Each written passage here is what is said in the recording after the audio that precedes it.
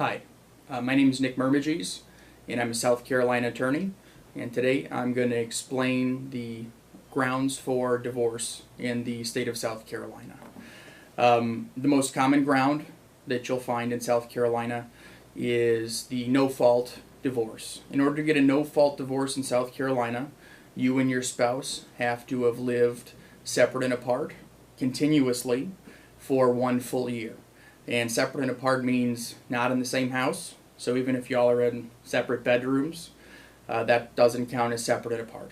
You have to be out of the house for 1 full year. And once that's happened, you're entitled to bring an action for divorce and have the marriage dissolved without a finding of fault, without a finding that one party or the other is responsible. To get that 1 year clock started, there's nothing you need to file. You don't have to go to court. You just have to move out. Okay, and then once you've been out for more than a year, you can go to a lawyer and bring an action on those grounds. So that's the no-fault divorce. Now, even though you don't have to file anything, one thing a lot of folks wind up doing is bringing an action for separate support and maintenance during that year. Because when people are married, a lot of times their finances will be real intermingled, or they'll own a home, or there will be kids, or one spouse will be the spouse that really pays for everything. So if there's some uncertainty there, a lot of folks like to bring an action for separate support and maintenance, and that can get them things like alimony, obviously child support, although DSS will get you child support for free if you're living separate from your spouse. You should know that. The right to stay in the house and not be bothered by the other spouse, and also if they're kids, a temporary custody arrangement. So all that stuff can be addressed more or less immediately as soon as one party moves out of the house. So there is an action to bring, and a lot of folks it does make sense to do that. And of course you can work out the final agreement, who gets what, who's got to take care of the debts, who gets the house, what happens to the house, whatever other investments there are, how those are split up, retirement and so forth, alimony. You can work that all out really at any time and come to a final settlement agreement. So by the time that year passes, there's not anything left to litigate, is what lawyers would say. Nothing left to fight about in court. So a lot of people do like to file sooner, but it's not required. There's nothing you need to do to start that clock ticking.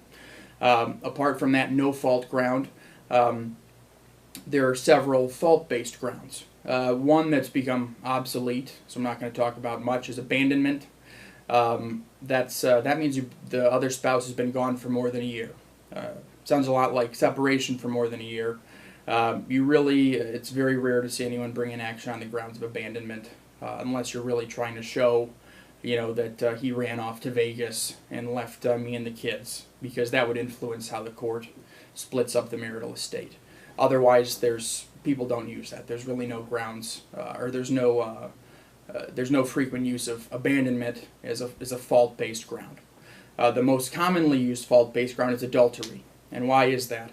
Well, because adultery really does break up a lot of marriages, and folks want to get out, and they also need the acknowledgement that that's what's happened. And so adultery can be grounds for fault-based divorce. You don't have to wait the year when there's an adultery assertion. Now, the issue is proving adultery. Okay, you don't have to show the adultery happening, but you do need to show what's known as opportunity and inclination. Okay, inclination means that your spouse is out there looking, trying to cheat. An opportunity would be they have the physical chance to do so. The easiest or most common way to prove that is going to be through the use of a private investigator. So photographs of your spouse going into someone else's house or going into a hotel room with someone. Sometimes also there will be an admission between the spouses, particularly that's most useful if it's in writing, so in the form of a text message or an email saying, yes, I admit that I cheated. One thing to look out for is that a defense to adultery is condonation. So if you let the spouse back, and you let 2 years pass, try to work it out, and then want a divorce on adultery, if your spouse wants to fight you, they're going to have a defense, and you're going to have to be separate and apart for that full year. So that's something to think about. But in general, the benefit to bring an adultery-based action is not having to wait that year.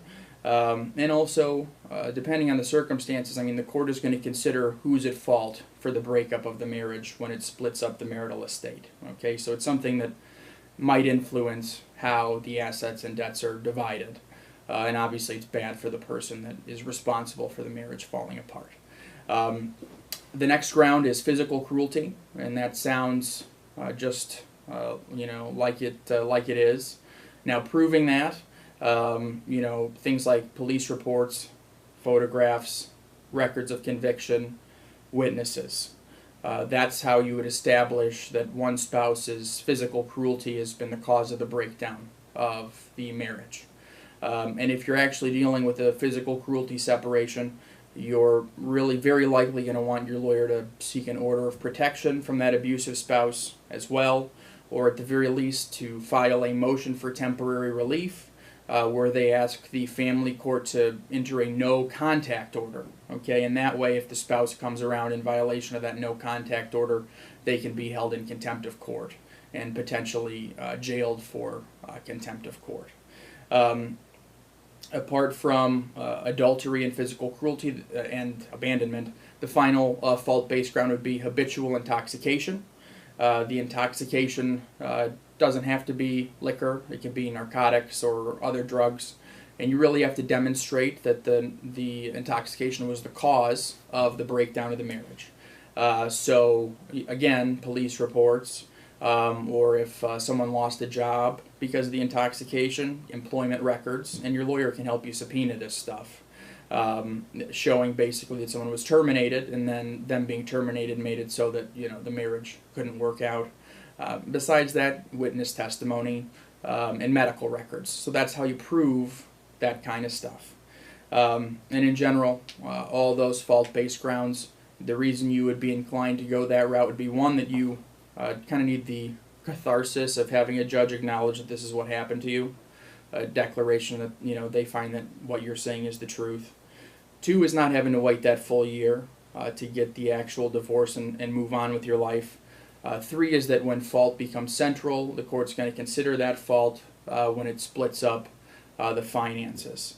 Now, the downsides are, of course, that sometimes it requires more lawyer time to prove those things. Having a lawyer issue subpoenas takes lawyer time, and developing that record evidence takes lawyer time. And so you may not want to spend all that extra money on a lawyer because there's no guarantee when you bring an action that your spouse, the other side, is going to have to pay for your attorney's fees. That's not something that happens every time. Really kind of depends on financial need. So there's a lot of things to consider, but those are the grounds that are available to you if you want to bring a divorce in South Carolina. So I hope that this was informational or helpful in making your decision, and I wish you all the best. Thank you for listening.